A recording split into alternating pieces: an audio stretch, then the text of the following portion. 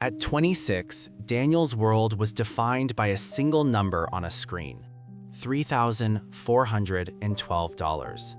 That's all that was left. With rent due and a car payment that was more than his old monthly salary, the number wasn't just low, it was a countdown to zero. Just 8 months earlier, a different number had defined him: $120,000. That was the price a tech startup paid for his small, elegant productivity app. After taxes, just under $100,000 landed in his account. It was more money than anyone in his family had ever seen at once. For the first time, Daniel felt like he was ahead of the game. The feeling was intoxicating. He decided his life needed an upgrade to match his new net worth. First, a new apartment in the city, with floor-to-ceiling windows and a view he'd only seen in movies. Next, a brand new car, the kind that made people turn their heads. His wardrobe followed, filled with designer clothes he'd previously only scrolled past online. His evenings were spent at restaurants where the menus didn't have prices, and his weekends became spontaneous trips to places he'd book on a whim. He told himself he deserved it. He had worked hard. He had made it. But there was a critical flaw in his logic. The income had stopped. The six-figure sum wasn't a salary, it was a one-time event. The money wasn't being replenished, it was just sitting there, shrinking with every top of his credit card. Daniel never made a budget. He never calculated his burn rate. He never stopped to ask the most important question: how long will this actually last? He was living the lifestyle of a millionaire on the capital of a one-time success. 8 months flew by in a blur of consumption.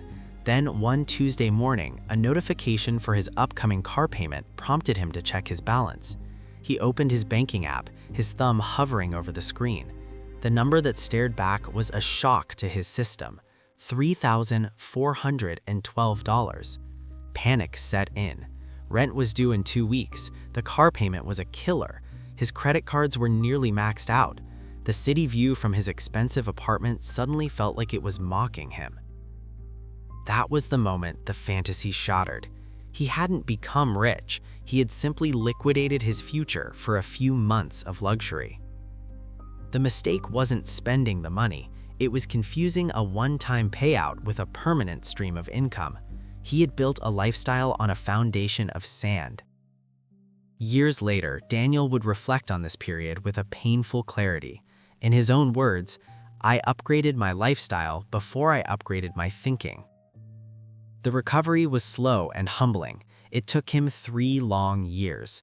The first to go was the car, sold for a fraction of what he paid.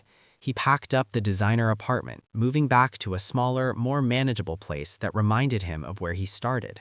He buried his pride and took on tedious contract work, coding for others instead of himself, rebuilding his savings one line of code at a time. Today, Daniel's life looks different. It's quieter, more deliberate. He invests his money first, paying his future self before anyone else. He spends only what's left over. He learned that a financial win can disappear much faster than a financial loss, because a win feels like a finish line when it's really just a new starting point. The ultimate lesson is simple, and it applies to a lottery win, an inheritance, or a startup buyout. Money does not change your habits. It just puts a magnifying glass on them.